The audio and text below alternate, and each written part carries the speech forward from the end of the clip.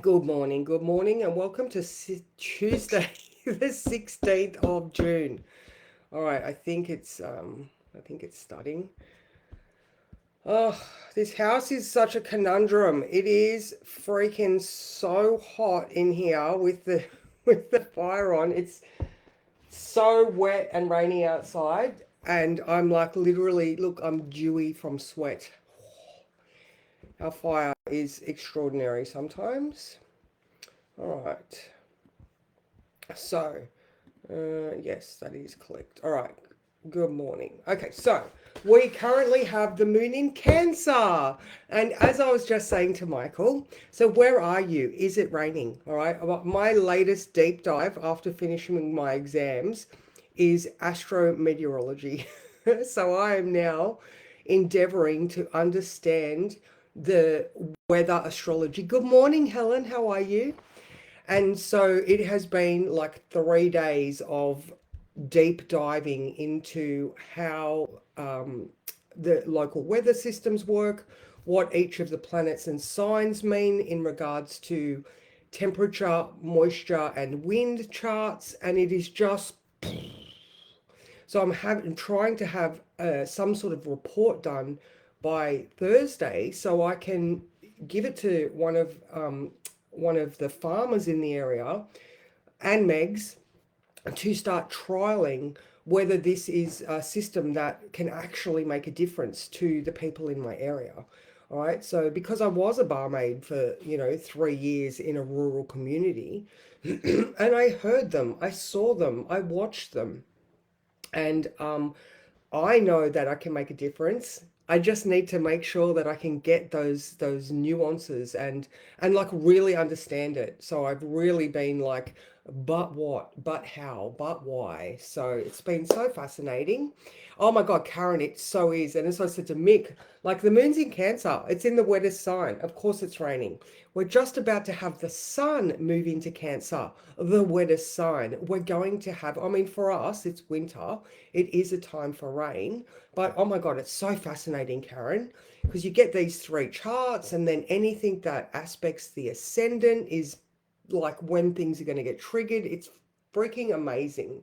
So, astrometeorology in conjunction with the solar cycles, that guy Stefan Burns that I often pop up, so he looks at the celestial weather and how it affects um, volcanoes and earthquakes on Earth, the El Nino and La Nina cycles, and it's like so amazing. So stay tuned for that. All right, let's have a look at today. All right, so let's actually look at it with glasses on. All right, so today you may start off with a serious plan, but shiny things might get in the way, and that is so fine. All right, don't be too hard on yourself. Enjoy moments for what they are, and then just get back on track when you can. Every day deserves a reason to smile and shine. All right, so now at 9 a.m., we have Venus sextile Uranus, and this is definitely the shiny things that get in the way. All right, so we're looking at energized contact. All right, so Venus in Leo, oh my God, she just wants to be the queen at the head of the table with her interesting friends around her, having meaningful conversations about things. All right, so there we've got Venus in Leo with an opportunity to expand her perspective. All right, so there's that Uranus in Gemini.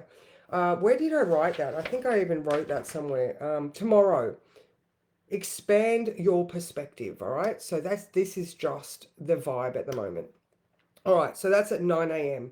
So this is also where you can differ from your normal. All right, again, shiny things. Go and investigate things that are interesting and and make you think in a different way. All right, and share your unique beliefs. Good morning, DG. How are you? All right, so now all day the moon in Cancer is square Saturn in Aries. I like this, all right, because that square creates tension, but it's also forcing you to be responsible for something. All right, now, yes, the moon's in Cancer. We want to stay at home or we want to associate with people that we want to nurture. It's about protection and basically our home environment. I mean, I know Mick and I are staying home today, and we're going to go and organize our pod, like the other place that we have to stay in. So we're literally like reorganizing. We're making our other accommodation shiny. All right. So we're reorganizing a home environment. That's how I'm going to utilize the energy. How are you going to do it?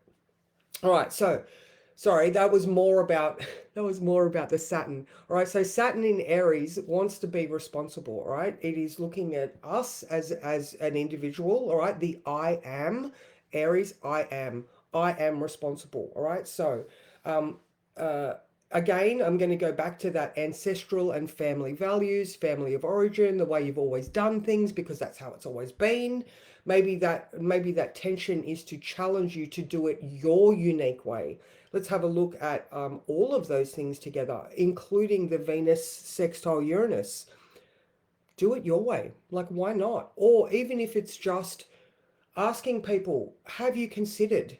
Or, you know what I mean? Like, just putting your perspective out there to see what happens. What is it? The fuck around and find out, basically. All right. So after 2 o'clock, the moon does start to come and conjunct Mercury. So conversations, could take on more meaningfulness after that. Or, maybe you're just going to, I don't know, ring people that you love and nurture. I don't know. What does that feel like for you? Moon in Cancer conjunct Mercury. Yeah, I just feel like it's the want to talk to people as well. I'm waiting for a couple of conversations, or a couple of people to ring me today because they were like, "I'll ring Tuesday." Let's hope that after that 2 o'clock mark is when they're like, "Oh yes, I've got a ring." So, maybe that type of thing.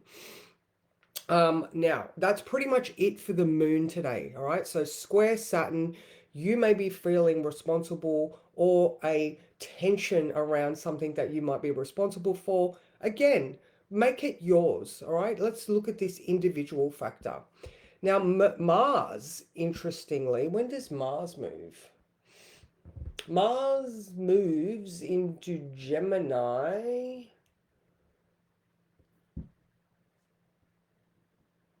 I can't even see that on my board. Oh, Mars moves into Gemini on the 29th. All right, there we go. I was looking at it from afar. So it is currently at 20 degrees. All right, so it's in those last, what do we get? Last 2 weeks of Mars in Taurus. Now, this is also interesting because the sun is going to move into Cancer very soon on Sunday. So we've got this, I mean, for us in the Southern Hemisphere, it's very much of a retreat type of energy. We're going into our slow, let's just snuggle up on the blanket mode. All right. So, yeah, a couple of weeks. So if you are feeling lazy or just don't have the mojo, don't be too fussed about it. Again, every day deserves a reason to smile and shine, and the way that you look and feel about life is yours alone. So don't let anybody dull your shine, or what's that other word? Don't let anybody, I don't know, diss your ability. I don't know, I can't remember the term, but anyway, you get what I'm saying. So that's pretty much it. That's pretty much it. Although I did notice that Jupiter is starting to get, so we've had Venus making all those connections that I was talking about last week, the trine to Neptune, the opposition to Pluto, and the square to Chiron. All right, so now Venus has done her thing. All of that momentum is moving over to Jupiter now. So Venus has felt it, but I feel like now Jupiter and the awareness that we've gained from Venus's experience is, I don't know, maybe it's filtering out into the collective a little bit more. Or, I don't know, I hope you can sort of understand what I'm talking about. Like Jupiter is that knowledge, awareness, abundance, higher education, higher awareness. So when it's now square Chiron, all right, so it is very aware of the collective wound. But then tomorrow, it starts its opposition to Pluto. All right, so where Venus was looking at it going, how do I look at my future knowing that there is this lens of you know, her own hereditary wounds, her own ability to see the shadows of society, but still want to move forward and be proud of herself. So now Jupiter's starting to do that. And then on Thursday, it also starts its trine to Neptune. So I don't know, I just feel like, you know, all of the awareness and stuff that you have been doing personally, I don't know, maybe you'll start to see it sort of become bigger in your circles, or, you know, I don't know.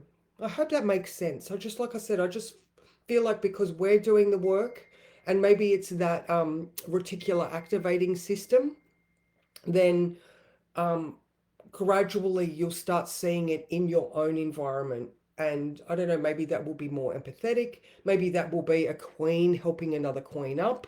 You know, us girls have got to stick together. You know, we've got to help those around us to become their best versions, because we do know different.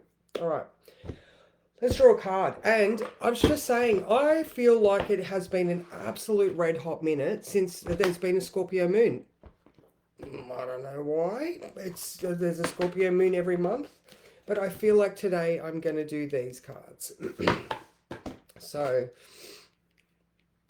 all right. So let's see. Well, I mean, I have been talking about that Venus opposition Pluto, which is exact this week. So that is exact tomorrow sometime. So I don't know. I think we need a little bit of shadow love. So what card is going to be good for today?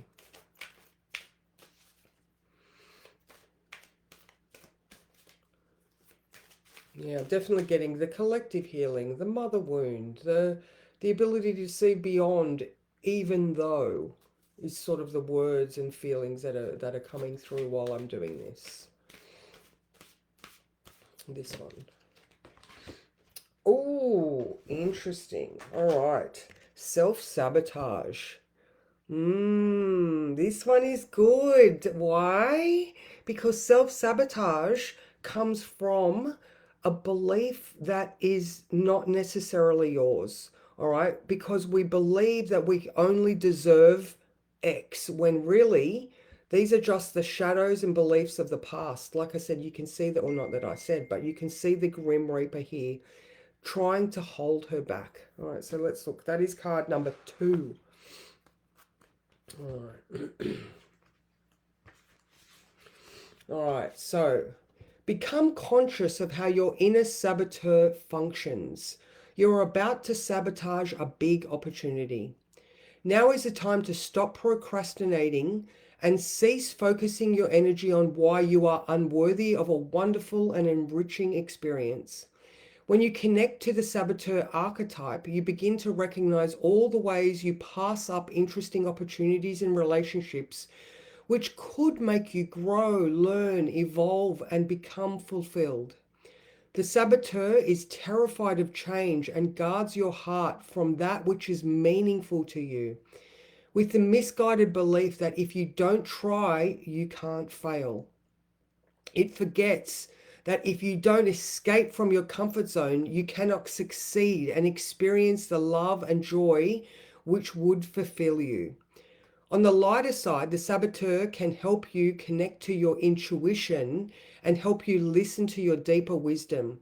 It can assist you in deciphering potentially dangerous situations from an exciting one. So this one is about taking deep breaths, becoming conscious of where your body feels like you are limiting yourself. Visualize this and see, ask yourself how you're going to miss out. And I'm going to add here, what are the patterns that you can see in this? Who does it sound like more? If it's not your belief, who does it sound like? And then bless them. Like I said, I feel like it's going to be a family member because it's Cancer Moon. So, oh, there we go, DG. Yep, need to ignore the inner critical challenge all the time. Now, it's good that you said that one, Helen, because when that South Node moves out of Libra, which is a very strong inner critic, and it moves into Leo, that's going to be a whole new, where are you settling and being satisfied with less than. So, you know, that's coming. All right. So these last bits for when the nodes move, which I don't have written down here, is interesting. All right. So it's going to come up more because we're getting to those end degrees. So it's time for us to sort of summarize, what beliefs have we been letting go of or become aware of? We're sitting in, we're just sitting in a cold puddle and we're happy with it. But that's definitely not what we want to be doing. So yes, so that is my day for you today, ladies. Um, I hope that, like I said, if you do get sidetracked on shiny things, especially around now, 9 o'clock, Venus is sextile Uranus. She needs something interesting, guys. Like even tomorrow. Actually, I won't be here tomorrow because I'm going into town. So I'll read tomorrow's and sort of merge it in with today. All right. So the energy of tomorrow kicks off early, but the whole day has a feel good vibe that offers you an opportunity to escape the doldrums. All right. So those doldrums are where you just ho hum sitting there. There's no wind, there's no excitement. So if you find yourself in a little bit of a funk tomorrow, have little adventures, read a book on something that interests you, expand your perspective. Life is large and it's okay for you to take up space. All right, so continue that theme on. Get excited, all right? Just find something that triggers you for joy. Okay, so, and I agree, DG. I hope everyone has a spectacular day, and I will see you guys in person on Thursday. So, I'll see you then.